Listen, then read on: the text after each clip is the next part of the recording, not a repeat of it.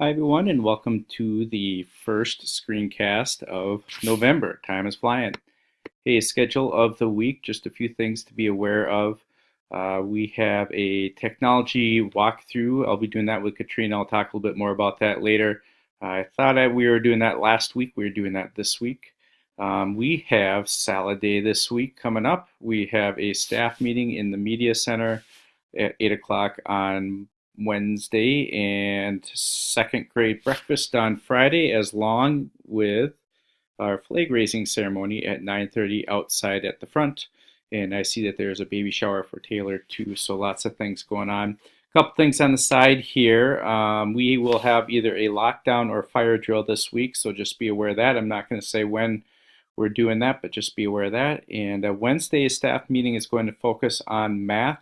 I'm going to ask you to come ready to think about a lesson that your team is going to have in the future, and we're going to focus a little bit on thinking about how we can make that hands-on. So think of some lesson you have in the future. Think of it as a time to work with your team around a lesson that you'll have upcoming. And finally, remember to vote. Those political ads are almost done. Hey, learning targets. I spent a little time going around and looking at learning targets. Took some pictures. It's really fun to see what's going up, and I'm really focusing more on math and reading, but if you have the other ones, that's great. You can see on some of these it says I am instead of I can. I think that's kind of cool because it's just kind of talking about what we are doing, so either way is fine on that. However they're up, it's always good to see, and it really helps our kids know what we want them to know and be able to focus on what they should be learning. So I just have a few of those up. There's lots of different ways that they're being used. I see one here with high frequency words, talking about some of the words that they can do. I thought this one was interesting in a kindergarten classroom. That is on the center when they are doing their centers, and I think that actually is a science one if I remember right. So some cool things there. I'm going to try to get around everybody's classroom and just take some pictures and just share those out. So if you have questions on those, look at these slides. Kind of interesting to see how everybody's doing them, but there should be some place within your room where those are up, and students can easily see those, and you can use that as a review. So thank you for that. Balance Tech, we had Devin come last Wednesday, and I thought that was a great resource. We want to make sure that we're using her. I know that other schools are, so if you have questions or ideas, I know we have some great resources within our school too with Kathy and other people that are really into technology, but know that Devin's there to support us in a lot of different ways too. We did talk a little bit about Explain Everything, which is a way you can use your iPad to display things on the TV. And I did mention before that there's the technology walkthrough on Monday. So what do you have to do for that? Absolutely nothing. It's just an opportunity for us to walk through school and take a look at how we're using technology. So don't change anything or apologize if you're not doing technology because we want to use it appropriately. And sometimes it's good to use it and sometimes it's not. I also included this link to the featured teacher.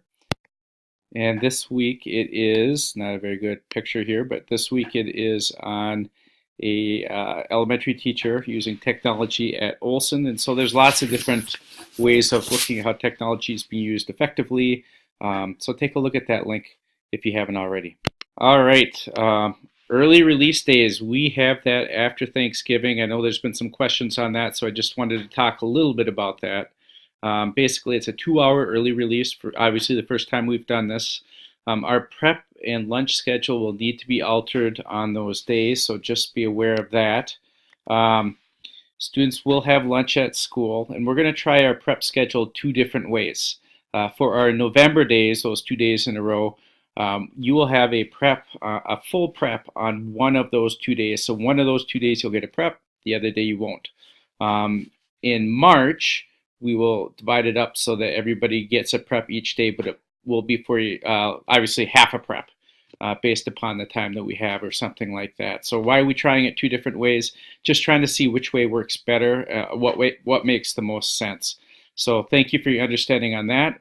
We will definitely be looking at which way works best moving forward, and I'm assuming that we'll be continuing to do these as the years go on.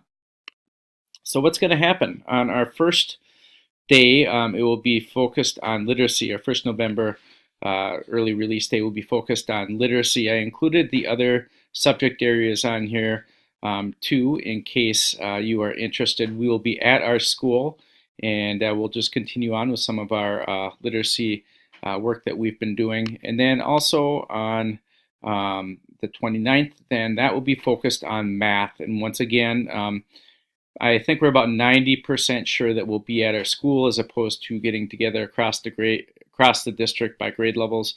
The reason is we lose time if we have to leave our school and all get together.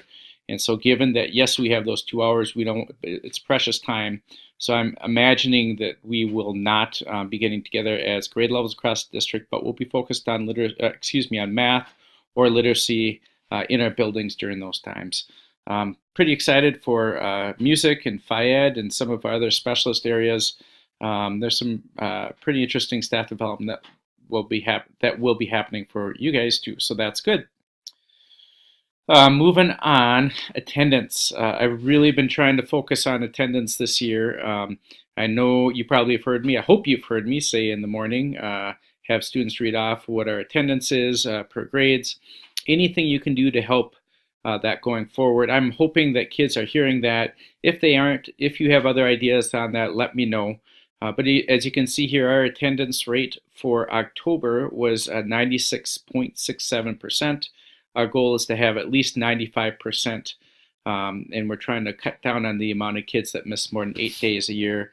Just as a comparison, oh, that didn't work. I also was going to have September in here. Actually, I think this is September, even though it says October on this one. You can see our attendance is a little bit higher in September. That's, I think, pretty common.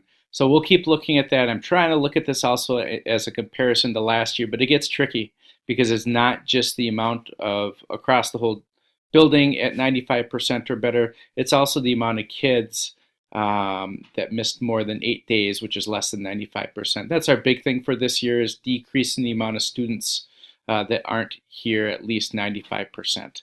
So hopefully that makes sense. Well, that's all I have. Have a great rest of the weekend, and look forward to seeing you on Monday. Take care, everyone.